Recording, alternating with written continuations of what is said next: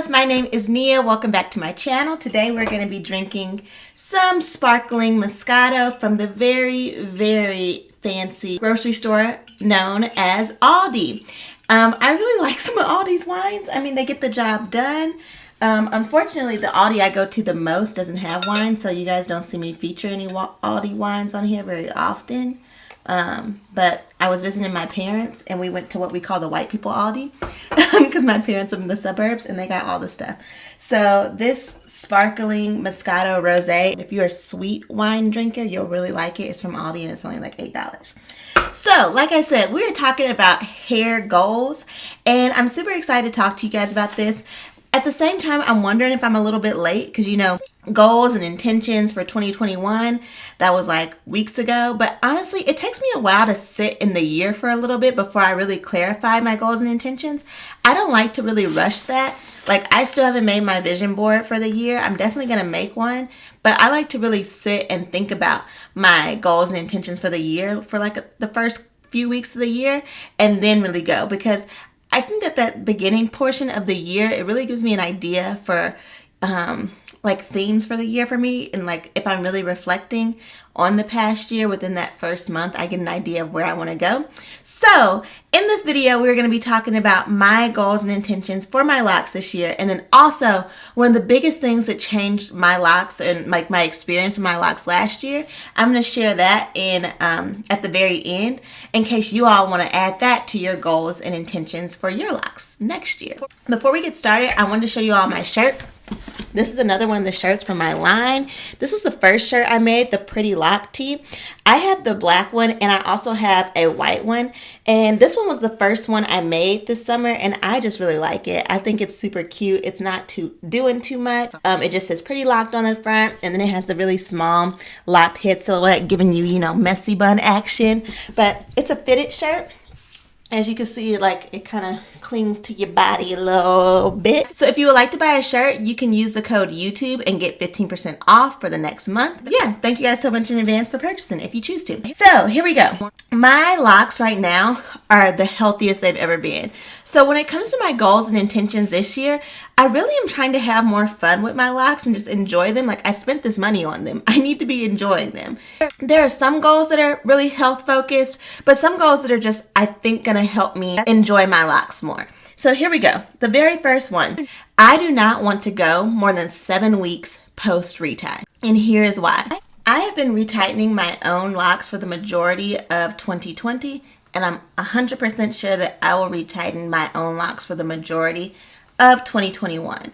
And when I'm retightening my own locks, if I go more than 7 weeks, it is a lot more work and I end up making mistakes. The 2 times that I combined other locks, I was like 9 weeks post, and that's a lot of hair for me to work with. For a loctician, I feel like it's almost nothing. Like my certified loctician who I used to go to, I would typically be 8 weeks. She preferred my locks to be 8 weeks because my hair grows slower. 8 weeks for her was nothing, but for me doing my own hair, that's a lot. That's a lot to retighten. It's a lot of new growth to have to manage. So my goal is to retighten every 6 weeks, but I will be okay if I make sure I get it done within that 7-week range. I just don't want to make more mistakes. This year I have combined 2 sets of locks. So I have 2 two-headed dragons. I also have lost 2 locks. I told you all this summer that I lost 1 lock. Well, now I've lost 2. The second one was right around here. And I think it was honestly because I was not retightening my hair as much as I needed to be.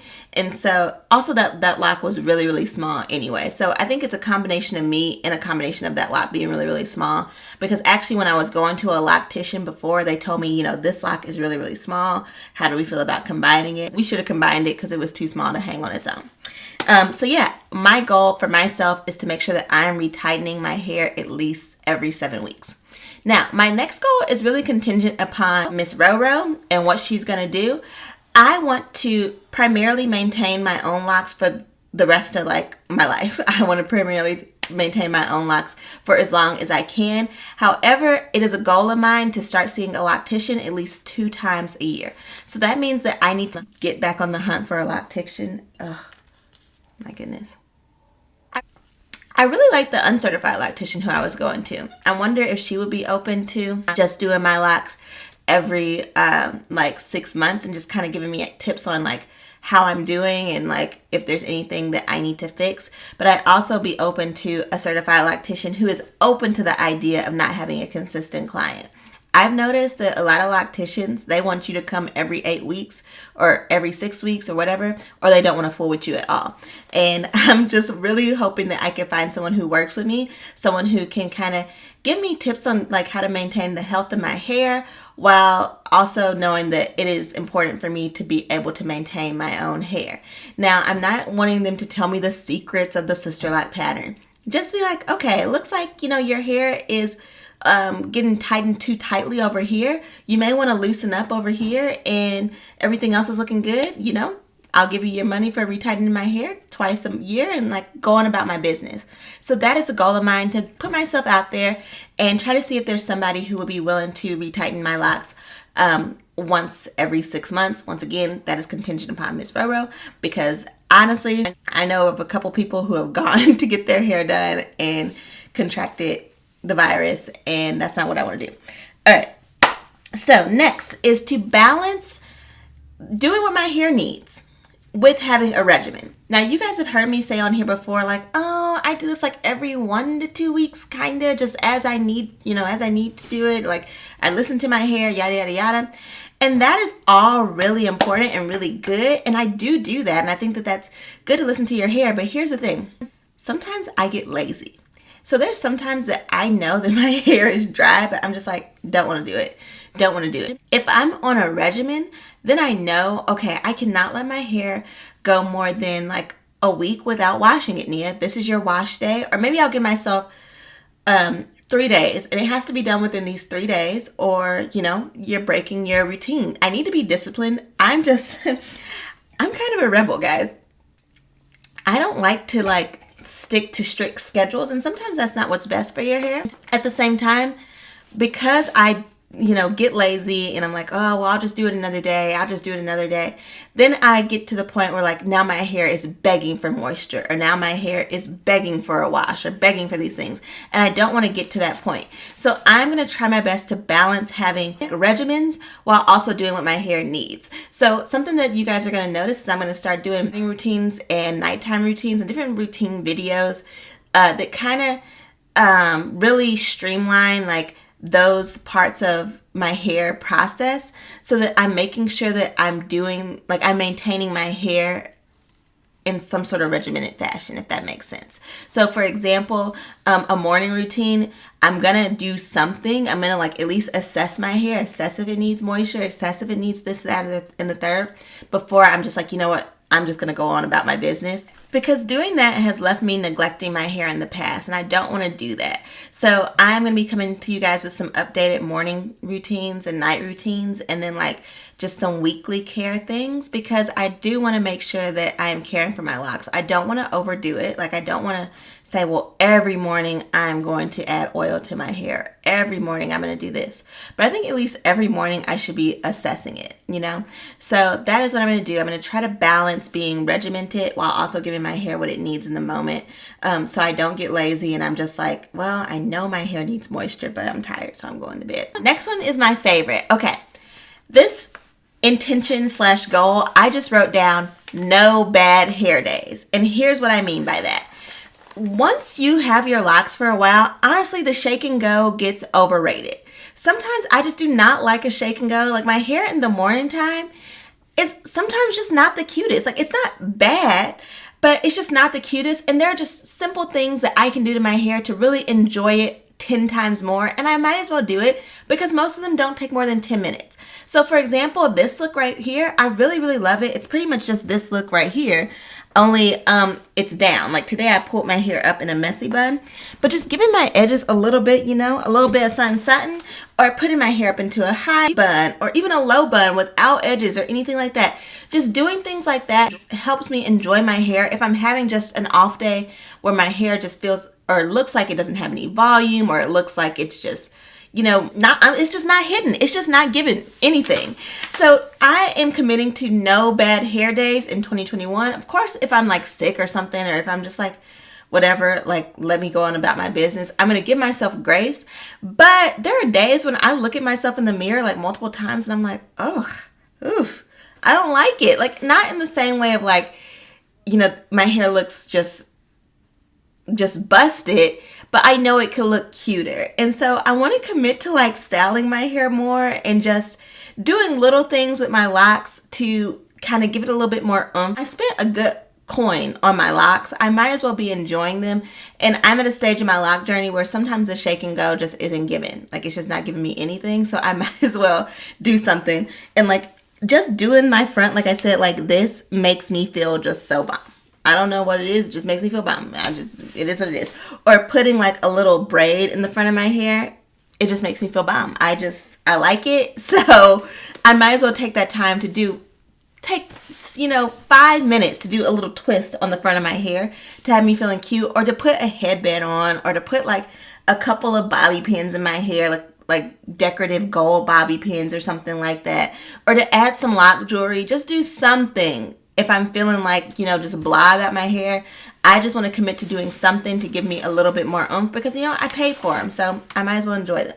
Next is something that I told you guys that I was going to try my best to do way back in the summer, and then I was like, didn't get it done. So I want to commit to using more natural hair dyes, and just dyes that are do not have as many harmful chemicals in there. I know I've heard about henna quite a bit, and I'm interested in trying henna. I am going to stick with jet black, so we're going to try some henna, we're going to try some different things, and try to stick with natural hair dye. I'm a wee bit sad about that, because one of the things I love the most about doing my hair is my jet black hair, and I hope it gives me the same effect as the Dark and Lovely permanent hair dye boxes give me. So hopefully it does. That's something that I'm going to be doing in 2021, which connects me to the thing that I think has given me the most joy when it comes to my hair in 2020. So this was the thing that gave me the most bang for my buck. It's not regarded to hair health, but I thought I'd share with you guys to inspire you all in case you're feeling like just kind of blah about your hair. This is the biggest thing that changed my relationship with my locks in 2020. And that was finding a hair color that worked for me.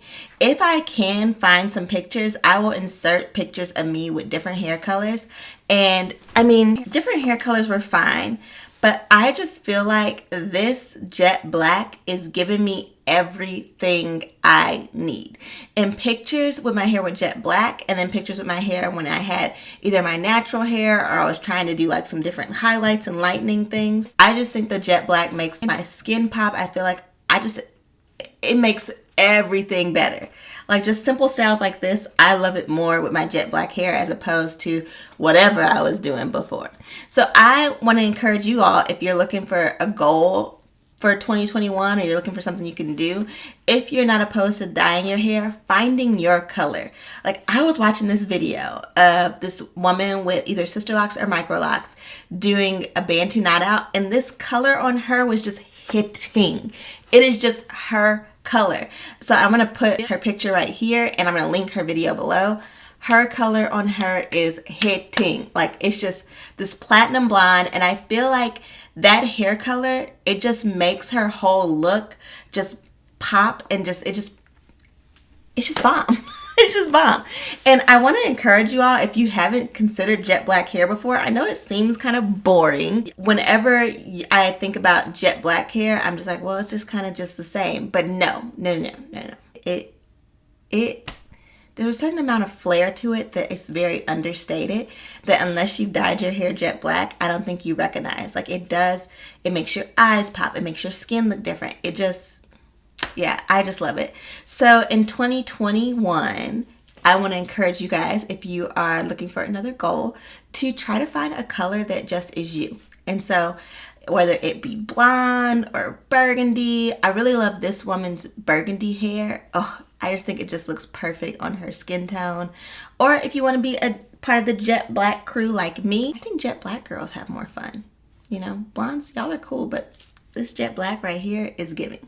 So yeah, thank you guys so much for watching. I appreciate you guys. Once again, if you would like to buy a shirt, you can use the code YouTube to get 15% off. Peace and blessings, guys. Bye.